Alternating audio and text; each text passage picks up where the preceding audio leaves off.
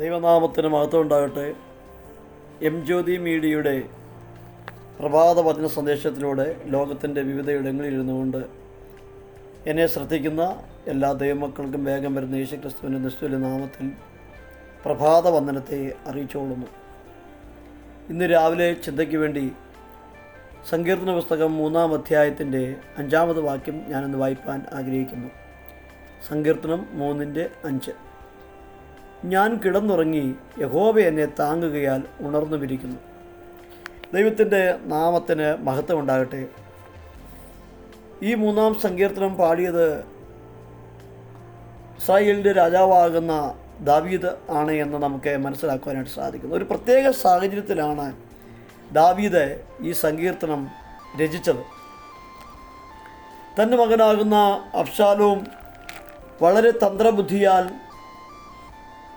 അപ്പനാകുന്ന ദാവീദിൻ്റെ പക്കൽ നിന്നും രാജ്യത്തിൻ്റെ ഭരണസ്ഥാനം പിടിച്ചെടുക്കുകയും വളരെ കൗശലബുദ്ധിയോടുകൂടി തന്നെ തീർത്തും ഇല്ലായ്മ ചെയ്ത്, പിതാവാകുന്ന രാജാവിനെ തീർത്തും ഇല്ലായ്മ ചെയ്ത് മൊത്തം ഇസ്രായേലിൻ്റെ രാജാവാകുവാൻ തക്കവണ്ണം വളരെ തന്ത്രപരമായിട്ട് പ്രവർത്തിക്കുമ്പോൾ തൻ്റെ ഉൾക്കൊള്ളാതെ രാജ്യഭരണം വിട്ടുപോയ ഗിലോനാകുന്ന അഗീദോവനുൾപ്പെടെ മറ്റ് അനേകരെയും കൂട്ടിച്ചേർത്ത് ദാവീദിനെ വല്ലവിധേനയും വകവരുത്തുക, മൊത്തം ഇസ്രായേലിൻ്റെ രാജാവായി തീരുക എന്നുള്ളതാകുന്ന കൗശലബുദ്ധിയോടുകൂടി പ്രവർത്തിക്കുമ്പോൾ വാർത്തയറിഞ്ഞ ദാവീദ് വളരെ വേഗം രാജ്യം വിട്ടു പോവുകയാണ്, രാജസദസ്സ് വിട്ടു പോവുകയാണ്. അവിടെ നമ്മൾ കാണുന്നത് തരം കിട്ടുന്നിടത്ത് പാർക്കുക, ഒളിച്ചോടി നടക്കുക, സ്വന്തം മകനെ ഭയന്ന്, മകനോട് കൂടെയുള്ള സൈന്യത്തെ ഭയന്ന് ജീവരക്ഷാർത്ഥം തരം കിട്ടുന്നിടത്ത് പോയി പാർക്കുക. അവൻ കരഞ്ഞും വിലപിച്ചും കൊണ്ട് ഓടി നടക്കുന്ന ഒരു പ്രത്യേകമായ സാഹചര്യം. സ്വന്തം മകനെ ഭയന്ന് നടക്കുന്ന പിതാവ് വളരെ കൗശലബുദ്ധിയോടുകൂടി രാജ്യസ്ഥാനം പിടിച്ചെടുത്ത് വളരെ വേദനയോടുകൂടി അത് മകനെ ഭയന്ന് നടക്കുന്ന ഒരു അപ്പൻ, ഇസ്രായേലിലെ രാജാവ്, അഭിഷക്തൻ. എന്നാൽ ഈ പ്രത്യേക സാഹചര്യത്തിൽ ദാവീദ് വളരെ വേദനയോടും ഭാരത്തോടും കൂടി ആയിരിക്കുകയാണ്. പക്ഷെങ്കിൽ ദാവീദ് അഭിഷക്തനാണ്. ദാവീദ് ദൈവകൃപ പ്രാപിച്ച ഒരു വ്യക്തിയാണ്. ഈ പ്രത്യേക സാഹചര്യത്തിലും ദാവീദ് രചിച്ച ഈ സങ്കീർത്തനത്തിൻ്റെ ഈ വാക്യത്തിൽ നമ്മൾ വായിച്ചത്, ഞാൻ കിടന്നുറങ്ങി, യഹോവ എന്നെ താങ്ങിയാൽ ഞാൻ ഉണർന്നുമിരിക്കുന്നു. നോക്കണമേ, പല രാത്രികളും ഇപ്രകാരം നമ്മുടെ ഓരോരുത്തരുടെയും ഓർമ്മകളിലുണ്ട്. ഇന്നേക്ക് 30 വർഷങ്ങൾക്ക് മുൻപ്, 31 വർഷത്തിന് മുൻപ് മഹാരാഷ്ട്രയിൽ ലാത്തൂരിലുണ്ടായ ഒരു വലിയ ഭൂകമ്പം. 10,000-കണക്കിന് മനുഷ്യരാണ് ആ ഭൂകമ്പത്തിൽ മരിച്ചു മാറിയത്. ജനലക്ഷങ്ങൾ അതിൻ്റെ കണ്ണുനീരിലായി. രാത്രിയുടെ യാമങ്ങളിൽ, പ്രഭാതയാമത്തിലുണ്ടായ ആ ഭൂകമ്പത്തിൽ നിരവധി ജനം മരിച്ചു വീഴുകയും ജീവനോട് ശേഷിച്ചവർക്ക് വർഷം 30-31 കഴിഞ്ഞെങ്കിൽ തന്നെയും ഇന്നും രാത്രി അവർക്ക് ഭയമാണ്. രാത്രി ഭയമാണ്, ഉറക്കം വരികയില്ല. ആ രാത്രിയെക്കുറിച്ച് ഓർക്കുമ്പോൾ അതിനെ ഫേസ് ചെയ്തവർക്ക് അവർക്ക് ഉറക്കം വരികയില്ല.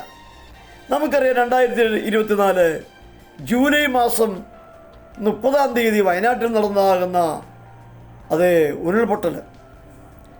എത്ര കുടുംബങ്ങളാണ് ഇല്ലാതെയായത്. രാത്രിയുടെ യാമത്തിൽ ഉറക്കത്തിൽ ആയിരിക്കുന്ന ജനത്തിൻ്റെ വീടുൾപ്പെടെ, തങ്ങൾക്കുള്ള സകലത ഉൾപ്പെടെ എല്ലാം നിലവെള്ളപ്പാച്ചിലിൽ അത് അവർ നശിച്ചുപോയി. അവരെല്ലാം ഭൂമിയിൽ നിന്ന് നീക്കപ്പെട്ടു പോയി. എത്ര വേദന നിറഞ്ഞ സംഭവമാണ് ഇതൊക്കെ. ബാക്കി ശേഷിച്ചിരിക്കുന്നവർക്ക്, ഈ തിക്തമായ അനുഭവത്തിൽ നിന്നും രക്ഷപ്പെട്ടവർക്ക് ഓർക്കാൻ പറ്റുകയില്ല. അവർക്ക് ഉറക്കം നഷ്ടപ്പെട്ടു പോകും. പലരുടെയും അനുഭവങ്ങൾ നമ്മൾ കേൾക്കുന്നതാണ്. നാം ചിന്തിക്കുകയാണെങ്കിൽ നമ്മുടെയും ജീവിതത്തിൽ എത്ര പ്രശ്നങ്ങളാണ്, എത്ര അനുഭവങ്ങളാണ്, എത്ര രാത്രികൾ നമ്മൾ ഉറങ്ങാൻ പറ്റാതായിരുന്ന അവസ്ഥകളുണ്ട്. എന്നാൽ അപ്പോസ്തലപ്രവൃത്തിയുടെ പുസ്തകം നമ്മൾ 12-ാം അധ്യായത്തിൽ നോക്കുമ്പോൾ 4 ചങ്ങലകളാൽ ബന്ധിക്കപ്പെട്ടവനായിട്ട് കാരാഗൃഹത്തിൽ കിടക്കുന്ന ഒരു പത്രോസിനെ കാണുകയാണ്. പക്ഷേ പത്രോസ് രാത്രിയിൽ സുഖനിദ്രയാണ്, നല്ല ഉറക്കമാണ്. പത്രോസിന് മാനുഷികമായിട്ട് അറിയാം. അടുത്ത ദിവസം തന്നെ ഹെരോദ രാജാവ് തന്നെ കൊന്നുകളയുമെന്നറിയാം. കാരണം കാര്യത്തിൻ്റെ ഗൗരവം തന്നെ സഹോദരനാണെന്ന് യാക്കോബിനെ വാളുകാൽ കൊന്നു. ഇനി പത്രോസിനെ കൊല്ലുവാൻ തക്കവണ്ണം പിടിച്ച് കാരാഗൃഹത്തിലാക്കിയിരിക്കുകയാണ്. തനിക്ക് മരണം നിശ്ചയമാണ്. യാതൊരു സാധ്യതയുമില്ല രക്ഷപ്പെടുവാൻ. സഭാജനങ്ങൾ ഒന്നടങ്കം പ്രാർത്ഥിച്ചുകൊണ്ടിരിക്കുന്നു. അവർക്കാർക്കും ഉറക്കം വരുന്നില്ല. പക്ഷെങ്കിൽ പത്രോസോ കാരാഗ്രഹത്തിൽ ചങ്ങലകളാൽ ബന്ധിക്കപ്പെട്ടവനായിട്ട് സുഖമായി ഉറങ്ങുകയാണ്. എങ്ങനെയാണ് സാധിക്കുന്നത്? ഇതാണ് കൃപ.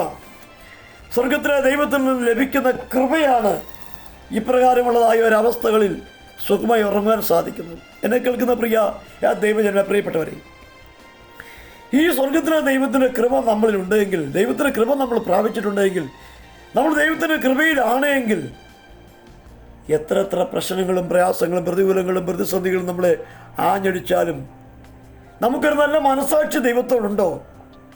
തീർച്ചയായിട്ടും പീരങ്കിയുടെ വായിലായാലും നമ്മൾ